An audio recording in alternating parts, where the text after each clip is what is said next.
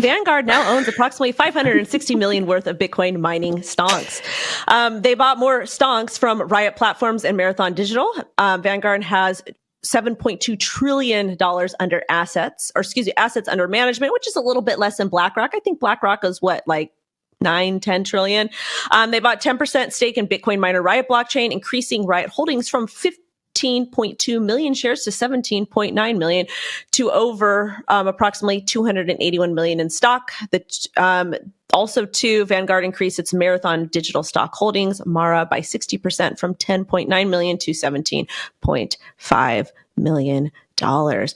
Again, this is the absolute grift of the century, seeing traditional financial firms come into Bitcoin and crypto assets because they have been flooding our bags for I don't know how long, and they already own most of America, BlackRock and Vanguard. Leave our crypto alone, man. Come on, leave our Bitcoin alone. But again, they can do whatever it is they want to do.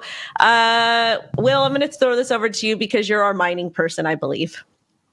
I am. I do work for a mining company. So some insights into this that I think are useful is the fact that these two miners are probably the most well-known. They're not necessarily the oldest publicly listed miners, but they're most well-known. They've just had like a lot of press about them, both Riot Blockchain and Marathon Digital. So whenever you see an investment firm come in, they typically purchase these two miners versus all the other ones, regardless of all the other mining stocks that are out there, which out of all crypto companies out there, miners have the best representation on public exchanges because they have sort of like an operations setup as opposed to a lot of these other companies, which are all just like token based.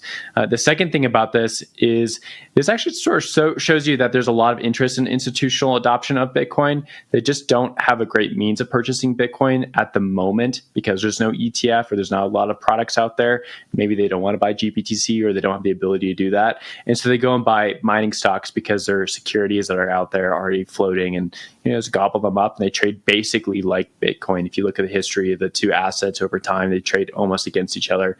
The last thing here is that this is actually good for the mining industry and for the general crypto industry to have these institutions come in, especially when they come in size, because there's a lot of disclosures they have to make about dumping on people, right? So once you start purchasing above a certain percentage of stocks or shares, you have to fill out a lot of information, let a lot of people know that you're going to start liquidating your shares. And that's a good thing, right? Because we're not just going to have like all these tokens that get dumped by foundations or by whales all the time randomly. So something to pay attention to. Jen? The road to boring. I think a lot of people have been saying, what an odd time for all of this institutional interest to kind of come into the crypto space because the SEC has the lawsuit against Coinbase, against Binance. I, on the other hand, don't think it's really weird at all. The institutional interest we've seen has all been around Bitcoin. Bitcoin has not been mentioned in either case that the SEC has brought against Coinbase and Binance. And I think that institutional investors have been looking for a way to gain exposure to Bitcoin for a long time. And now and so they've had time to research and they've had time to do all of their due diligence and internal pondering and get all of the approvals. And now we're going to see plays like this happen, whether it's an ETF, whether it's investing in mining stocks. Maybe it's buying a bunch of MicroStrategy stocks, although I don't know if that's the best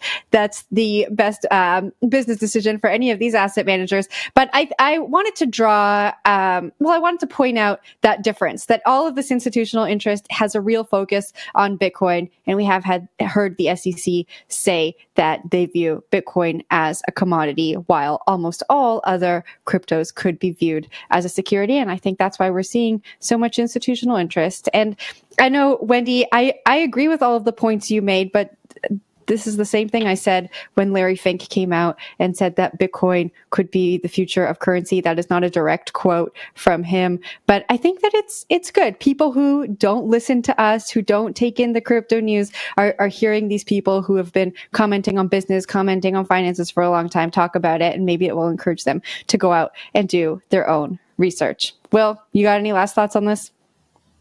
I like that Larry Fink said that, and not a direct quote, but not a direct quote. I like it. A little embellishment on that one, but it's good stuff.